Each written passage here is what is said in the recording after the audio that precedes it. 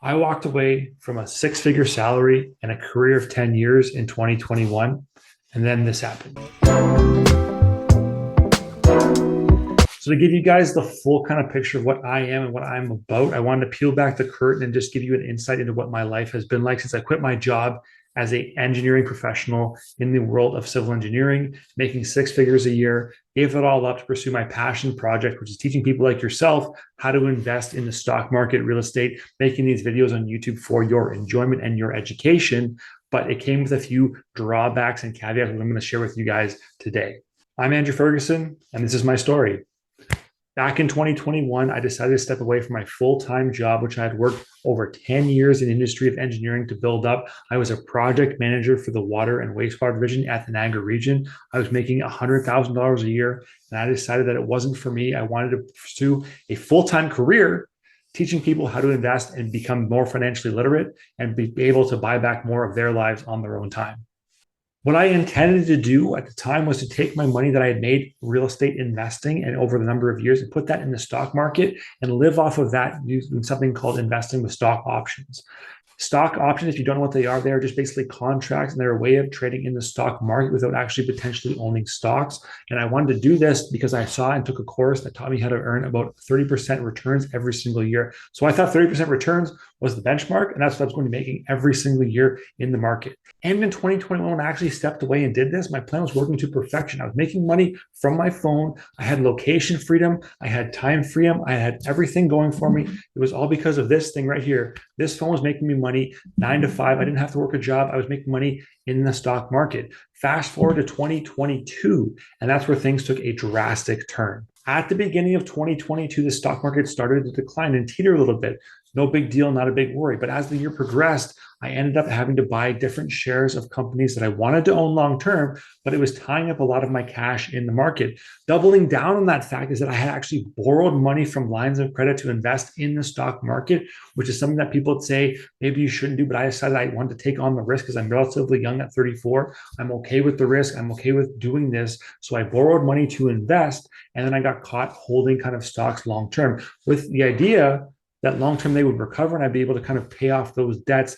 And the lines of credit themselves are actually something you have to pay down every month. There's not just free money floating around out there. They're at 2, 3, 4%, but you have to make payments on these lines of credit. And I was talking about not just a little bit of money, like not like $10,000, $20,000. I was talking about hundreds of $1,000s here in the stock market that I'm actually investing and trying to make a better return on. So I was trying to play this game where I was going to make 10% or 20% or 30% and only have to pay 5 or 6% on line of credit. But if you can kind of make 20%, make 30%, pay 6, you make a net 24, 14%, whatever it may be, you're making money, you can survive on that. And that was my game plan. In 2021, that worked because the market was going up. In 2022, the opposite happened. The market kind of corrected itself and started kind of this long progression downwards. And I got caught kind of in this kind of loop where I was borrowing money. I was investing in companies, but they were also going down in value. So I couldn't keep extracting value in cash out of the stock market. So I was forced into a hard decision. And that decision was whether I was able to kind of pay off my kind of loans. Thankfully, my wife at the time was working a job and she was bringing in some income. And I also had some rental properties to fall back on, which is always a good thing to kind of have in the back of your pocket if you have other ways of making money, other streams of income. But I was so fixated and kind of in this kind of zone of making money only from the stock market. And I didn't think there was anything I needed to do besides that. It was gonna be that easy. And I was humbled and I was kind of shown that there's two sides to every market. When you think things can't go down, that's normally when they do. And you think things can't get any worse, that's normally when they do. And so it was very humbling. It was very emotionally kind of draining for myself just to kind of be in this position with all this money tied up in the market and paying all these kind of monthly charges on the line of credit because I borrowed the money to invest. It came to kind of a place where I was a little bit more stressed out than I needed to be with my investment. And this led me to kind of like this Zen moment in my brain where I was so done kind of stressing about what was going on. I just wanted to kind of have a chance to relax and kind of enjoy what was going on outside of the kind of the money making aspect of my life. I was going to the gym every single day, lifting weights, having a good time, getting work, and becoming more physically strong and healthier. I was really enjoying not having commitments, waking up at whatever time I wanted to. And I still had kind of a routine for myself, but I was doing it on my terms and my time. If I want to sleep in one day, that was great. If I wanted to kind of get up early and start plugging away at kind of work that I wanted to do for passion projects, that was great. I had more time to kind of commit to educating others, which I 100% believe is a valuable tool and skill to learn. And I wanted to kind of keep giving back all the knowledge that I brought in over the years. So those things brought me all this value over here. And that was great. It was just offset by this kind of stress and emotional weight of having to kind of worry about money, worrying about this, worrying about that. I have some repairs around my house that I had to fix. I didn't have the money for it at the time because I wasn't working or bringing in a consistent 9 to 5 income. So those are the kind of things I was trying to balance while I was kind of off and the market was kind of tanking, and I had to kind of just sit there and hold stocks long term. So I was playing this balancing game, but it was an interesting kind of time because I was getting more clear on what I wanted to do long term with my life. Like I have all these things that bring me so much value up here that I know that these are the tasks 1, 2, 3 that I want to do every single day when I end up actually fully retiring and living life on my own terms and buying back my life. These are the things I want to be doing. These are the people I want to be doing them with. That was so abundantly clear, taking this time away from working a 9 to 5 and actually taking some time to myself to think about it. Again, the offset was that I had other costs kind of piling up. I had repairs for a home.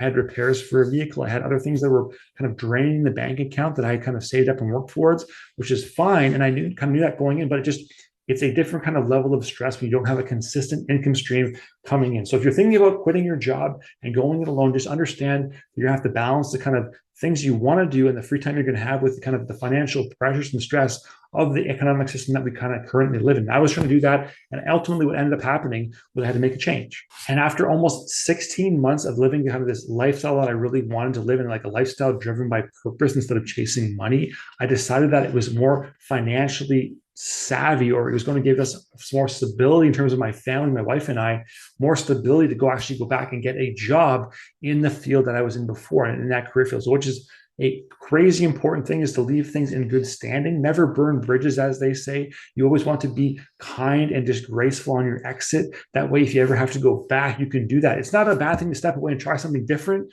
But if you have no bridges, no way to get back into life you were in before, no way to kind of quickly insert yourself into a way to make money, all it took for me was to go ahead and get a cup of coffee with one of my colleagues from my former job. And then boom, I was right back in the system. I was able to kind of create a job for myself, going back and doing what I was doing before. But I will never change and never want to change the experience that I had when I was doing my kind of own thing and my own thing for 18 months. That experience has taught me a lot. It taught me some crazy important skills, how to learn for myself, how to solve problems. When you're an entrepreneur or a solopreneur, you are the only person that's going to solve problems in your business. You have to be resourceful. You have to figure out different ways to kind of get through and figure things out. Otherwise, the business stops and it doesn't work. So I'm still building on those skill sets, but those skill sets have actually allowed me to apply more kind of knowledge and more skill in my 9 to 5, which I currently have gone back to.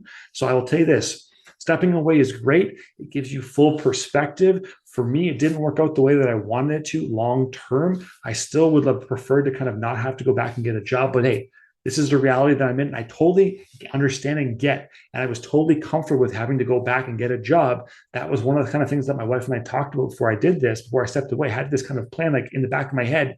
If things get kind of dire, if I have to get some cash flow somehow, I'm willing to step away and go back to my kind of 9 to 5 role while I kind of build this YouTube, build this kind of business on the side, and just kind of have this 9 to 5 gig, paying for different things around the house that we need to get done. So I understand there's a stability component of it, and I understand that I'm willing to kind of sacrifice my kind of dream of living this kind of lifestyle that I really value by going back to work and working a 9 to 5 job that's kind of fulfilling and purposeful in the fact that it's bringing in cash for the family. That's a huge kind of thing that you have to kind of understand and think about if you decide to step away from your 9 to 5 job. And just one more thing to share with you guys, like stepping away and having kind of your own kind of income source, your own business isn't for everybody. I'm not going to say that it is. It's very easy to kind of have a job, go work 9 to 5, have fun on the weekends and the weeknights with your friends and family. That's a great way to live. I will never say that's a bad thing to do. But for some people who want to try it and just try and do something a little bit different outside the system, I will promise you this, you will gain a ton of experience if you do it. And there's always a way back to the old life that you had before. As long as you do it the right way, you are considerate to people, you treat everyone in your circle as human beings, and you take their best interests and understand them for walking away from your 9 to 5 and kind of going full bore into your entrepreneurship journey. It's worthwhile. It'll teach you a lot. You will develop as a human being, and you will have skills for life that you're going to kind of hone and sharpen when you're trying to solve problems outside of a normal working world, which you can then apply if you ever have to go back like I did into that kind of realm, you'll be that much further ahead, that much more